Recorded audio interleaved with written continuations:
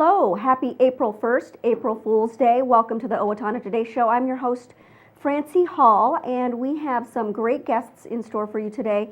It is Child Abuse Prevention Month, and we have the Exchange Club here talking about the Blue Ribbon Child Abuse Prevention Month and their campaign. We have got the president of the Exchange Club, who is Dallas Ketchum. We've also got Sheriff Leanne, and we have got Chief of Police, I'm so sorry, I should know this, but Keith Hillier with us. So it's not that I'm under arrest, that we have all this blue and brown and whatnot here. Stay tuned for a little bit more from our sponsors in a moment, and just know that you can always find us on channel 181 on Charter and on YouTube and Facebook. Stay right with us. I'm Dan Branstead of Carlson Branstead & Company, Certified Public Accountants. We support the Owatonna Today Show.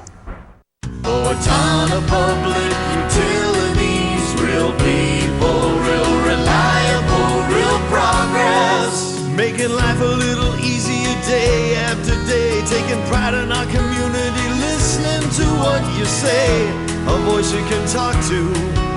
We're growing with you.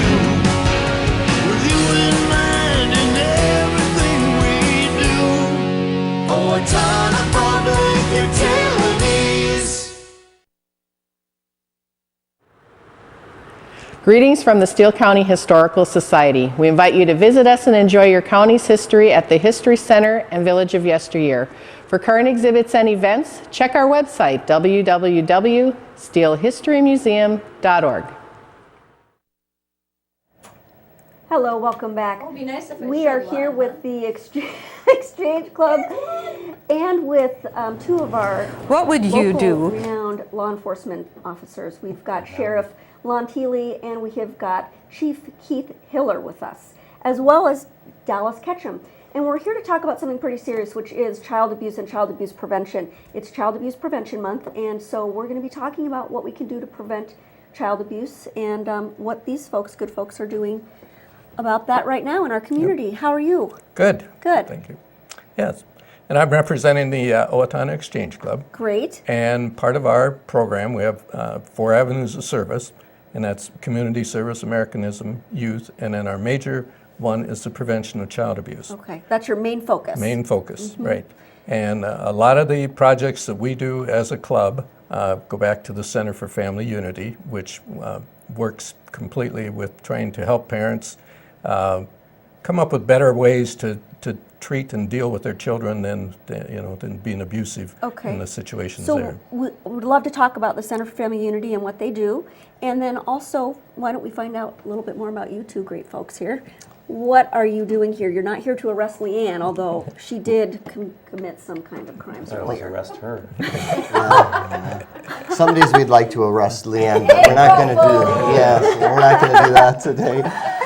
As far as the prevention piece goes, I think from our standpoint, both the sheriff's and mine, it's awareness and communication. So awareness throughout the community. So if you see anything, any bumps, bruises, marks, tattoos on children, anything that just appears to be abusive or kind of raises the hair on the back of your neck, you'd want to report it to either Human Services or law enforcement.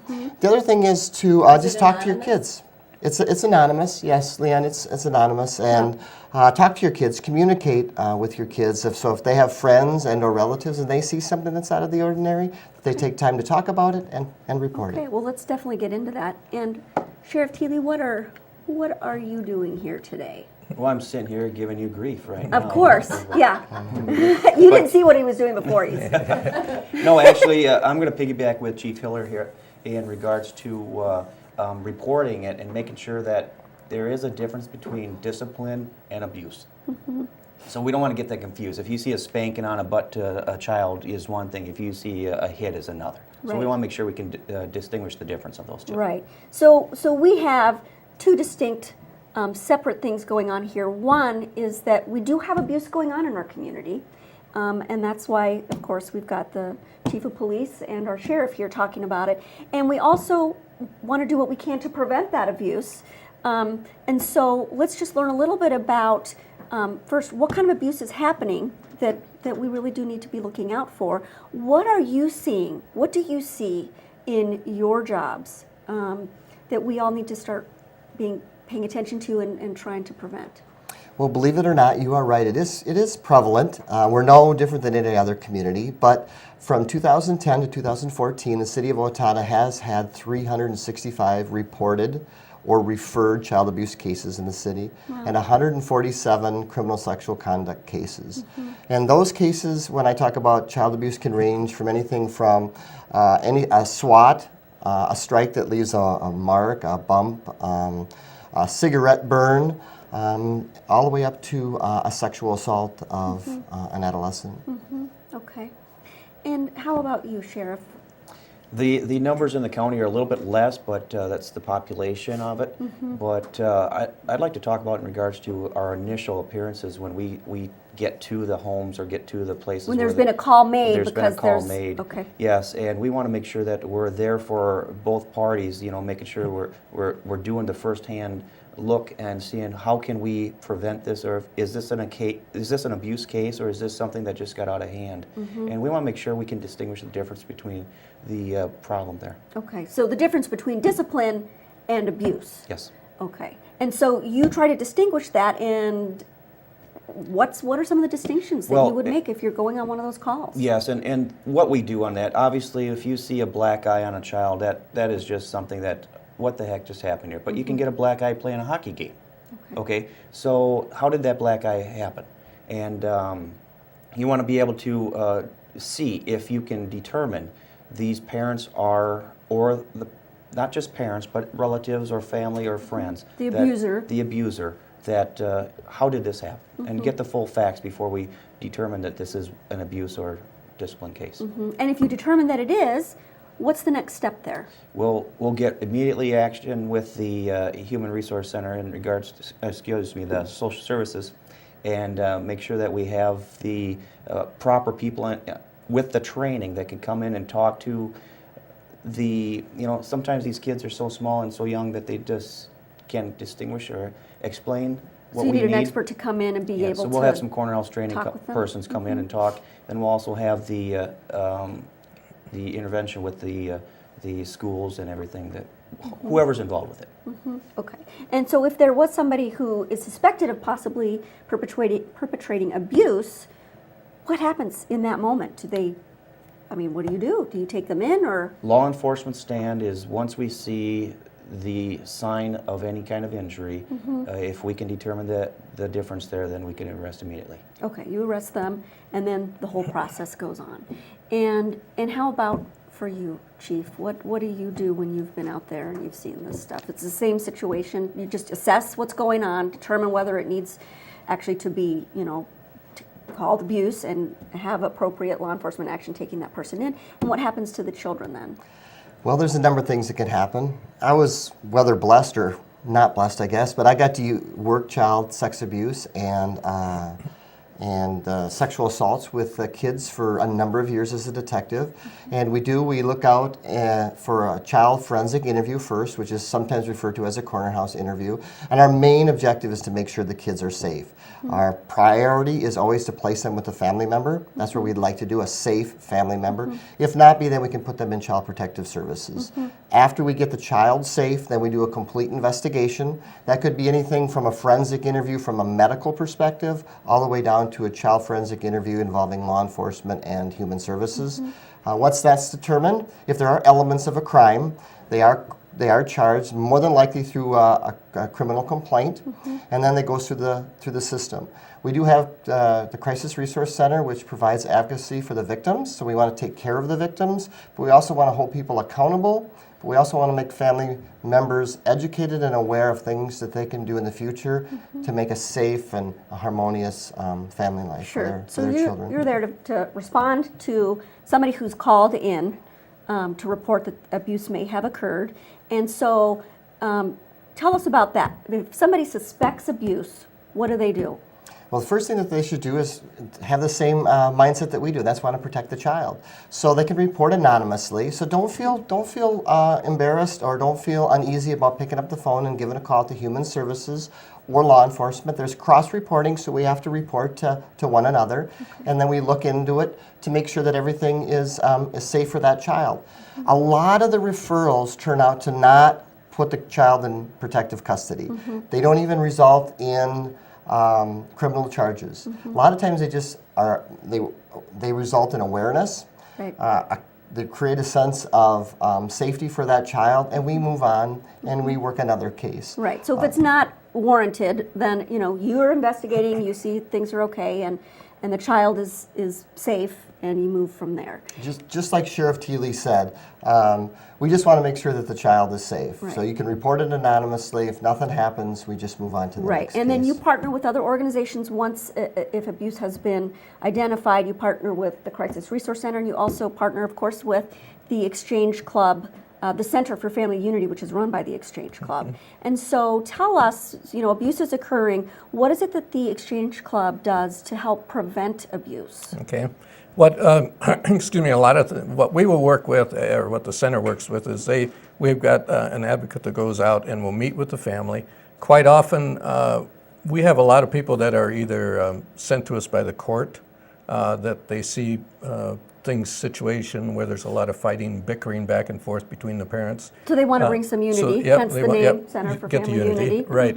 And so what we'll do a lot of times is that they use maybe games and other activities where they teach the parents that they can talk to each other and not yell and scream and fight, and they don't have to get violent to get things accomplished with their children. So it's not just community awareness Right. for prevention, but it's actually working with the families that maybe need more tools Yep. to deal with their family life and their children and Right. how they interact in a safe manner. Safe environment. So yeah, and it's amazing how, if they do go through that, how much they do learn to not get abusive and do it. And through the National Exchange Club, just deviating a little bit, a few years ago I went to our national convention and they had someone from a burn center there, and they talked about cigarette burns where they seem to be pretty good at hiding them in spots where they're not going to be visible, where they'll put scalding water in a bathtub and drop the child into it as part of their my discipline goodness. thing. And so there's just a lot of things going on. So And things to recognize other than the Right. typical, bruised eye or Yep. slap mark Yeah, or there's a lot of different things. Yep. broken bones, but also things that might be a Right. little more difficult to determine. Yep. So Okay. what we try and do, and what we do in April, being starting today with our child prevention or with our Blue Ribbon campaign, is that we'll have blue ribbons around town. We'll have things in Central Park, and so if you see a blue ribbon or something tied to a tree or whatever, that's the reason it's there. Is that we want to bring out the attention to prevent child abuse and to take action to stop yourself before anything happens. Okay, and if people want more information about child abuse, recognizing child abuse, reporting child abuse, how to prevent child abuse, where should they go?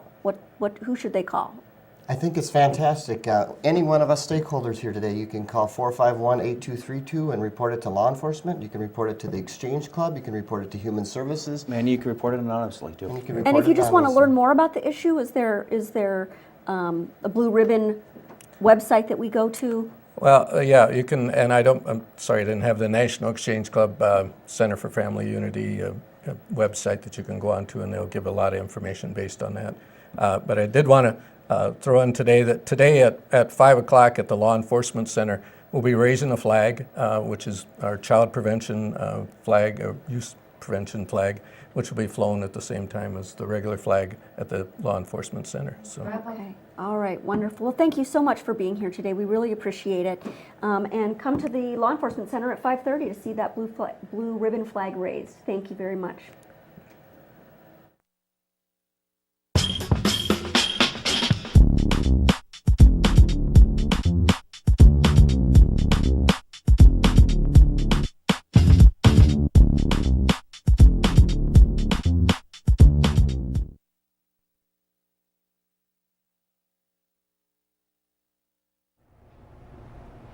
The majority of fatal home fires happen at night when people are sleeping. Smoke alarms give you time to escape. We recommend that you have a smoke alarm in every sleeping room of the house and on every floor in the common living areas. Smoke alarms should be tested monthly, and batteries should be replaced at least once a year. This is a safety tip from the Owatonna Fire Department. Hi, I'm Glenn Mager. And I'm Tim Thomas of the Brick Mager Funeral Home, and we're proud to serve the Medford and Owatonna areas with cremation and traditional funeral services. And we're proud to be a part of the Owatonna Today Show. Hi, this is Barry Gillespie, president of ERA Gillespie Real Estate, where our pledge is to save you money, save you time, and simplify your life. And we're proud supporters of the Owatonna Today Show. Hello, I'm David Einhaus with the Owatonna Foundation. Thank you to all of our donors who have helped make Owatonna a better place to live. Will you join us today with a financial gift? Owatonna Foundation is a proud sponsor of the Owatonna Today Show.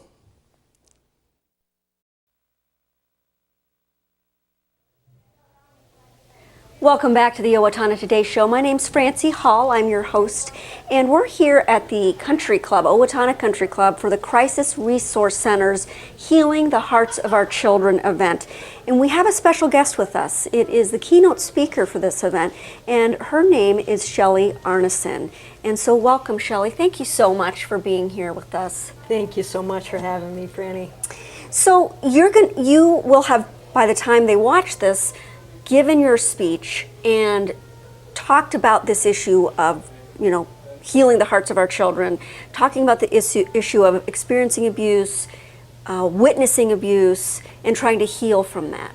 So what do we do with this? So what is your experience with this situation? Well, first of all, I want to thank the Resource Center for inviting me to come to share. I mean, it's particularly an honor. Of course, it's an issue dear to my heart. As a woman in recovery from abuse, I have a message to share. In any way, as I am in recovery now, to be able to share that message of hope. And this is a significant fundraiser for the area, for the organization.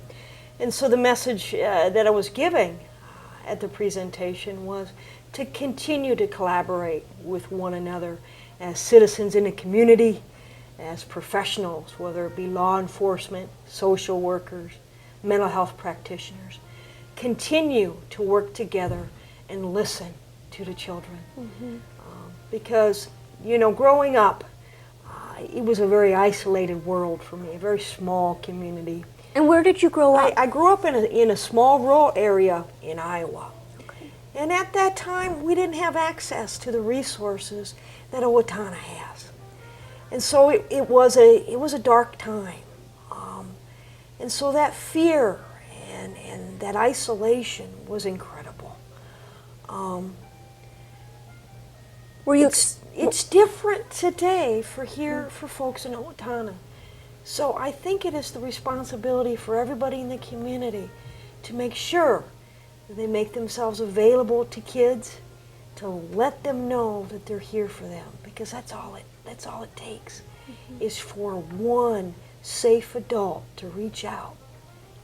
Now, as you were a child when you experienced abuse, not just witnessing the abuse. I experienced abuse as a child, and so my way of dealing with it was not to talk to anybody. So you did not tell somebody about it? No, I didn't have an opportunity to share that with anybody. Okay. What would you say to a child today that is experiencing abuse? Should they tell someone, and who should they tell, if so? If there is a little one out there that's watching this, find an adult that feels safe. Whether it's a police officer, somebody, a teacher in the school, a trusted adult at the church. Go to them and speak the truth. It's going to be okay. There are people that will keep you safe, and they will support you. And there needs to be no shame or embarrassment. Is it fair to say that secrets and shame and embarrassment are part of the problem because people won't speak out? They're afraid, the kids maybe are afraid that they have to keep this secret. Maybe they've been told to keep the secret. Absolutely. Secrets keep us sick. And the shame that so many children experience. and the message they get within a system, primarily within a family system or within a bullying situation, the message is always don't talk about it. Was that the message Don't that you trust. got? Absolutely. And who was giving you that message? The family. The whole family. The whole family was giving me that message. And the message was clear at school and at church and the community as well. You know, it is act as if everything's okay. There are no problems. You were told to act that way. I'm sorry. We never talked about these things. Yeah. These types of things were never spoken of during my generation. You didn't talk about abuse. You certainly didn't talk about alcoholism, and you didn't talk about mental illness. It was something to be ashamed of. And somehow it was a moral failing or, you know, a lack of religious upbringing. And so there was an enormous amount of shame. And so the other message that I would give, and I know that the school system already does it, but talk openly about what bullying is. Talk openly about what mental illness is, what alcoholism is, what addiction is, and that these are illnesses and these are diseases, and that if we don't talk about it, the cycle of abuse continues, and the secrecy and the shame. And then we've got children that are walking around wounded. And they become wounded adults. And they become wounded adults. And so part of the program here was healing the hearts of our children. Absolutely. So part of that, it's fair to say, is speaking about it, not hiding it, not being ashamed about it. It is not your fault. How can we teach kids that it's safe, and what secrets should be shared? I mean, clearly there are some things, some secrets that we all have, what are good secrets, and there are some secrets that are not secrets that we need to keep. They're bad secrets that we do actually need to share. Right. So is that part of the healing, and what else is part of the healing process? That certainly is part of the healing, and as well, as adults, you need to be comfortable with the subjects. If a child approaches a student, another student, or approaches a teacher, or approaches a mental health professional, a police officer, and says, somebody hurt me or somebody touched me, you need to be comfortable with those conversations. How do we get comfortable with those? Are there tools somewhere that we can access as adults or as students? Absolutely. What I are believe those? any of those professionals that work for the Crisis Resource Center would be wonderful resources. Connect with those folks. Do that networking. They'll provide you with, you know, I necessarily call them toolkits, but sort of, you know, the narrative. How do we talk about it? Until we all become comfortable with it, they're going to be great resources. Are there other tools available? Is there anything online that people can look at to talk about or to identify, you know, if something seems maybe not quite right and they want to reach out to that child to help them, or that individual, that person, that adult, to feel like it's safe to talk to them? Is there, what is available to us? Well, one resource that I certainly would recommend folks be familiar with is the National Alliance on Mental Illness, a Southeast Minnesota chapter, connects with the national organization. And right on that website, you have a plethora of information on where do we start to have those conversations. Okay. I think that would be NAMI.org. Yes. Right? Yes. NAMI.org. Yes. Okay. Yes. Okay. You know, so you've experienced this, and you are currently a social worker and training other social workers who will be in the community and in the schools and in other places. What kind of tools are you giving them? What are you telling them about abuse and how to heal the people who are experiencing abuse, children and adults? Interesting question. Here's how I'm going to answer it. You know, the textbooks, the educational curriculum, absolutely. We cover all of the concepts, the theories, the crisis intervention techniques. But we do a lot of work on what we call the soft skills. Be present. These are exercises in mindfulness and being present for children. That's what they pick up on. That's what survivors pick up on, is be present for them. Acknowledge that you hear them and that whatever they're experiencing, you validate that, you affirm that. So a lot of that work is being present. Being present, being authentic, letting them Thank you. know Yes. that you are listening intently and your focus is on them, not on the other stuff that's going on, the noise in your head or the background. That's very valuable for children. That's wonderful. I'm wondering if you had just one message that you were going to send to the kids that might be watching, or to the parents of the kids, or to the teachers or the community members that meet the kids that have been experiencing or witnessing abuse.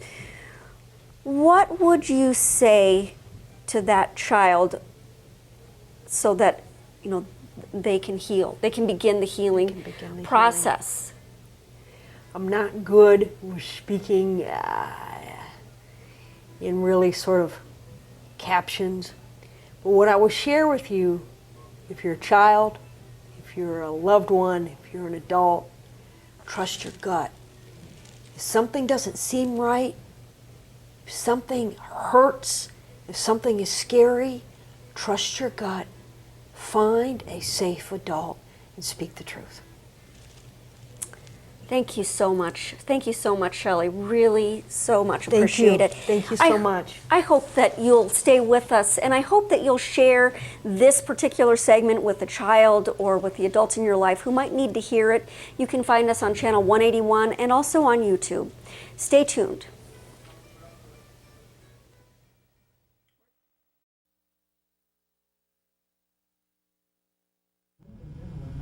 Hi, I'm Amy Martinez. And I'm Adam Martinez, owners of Snap Fitness in Owatonna. Snap Fitness is a fast, convenient, and affordable fitness center, and we're proud supporters of the Owatonna Today Show.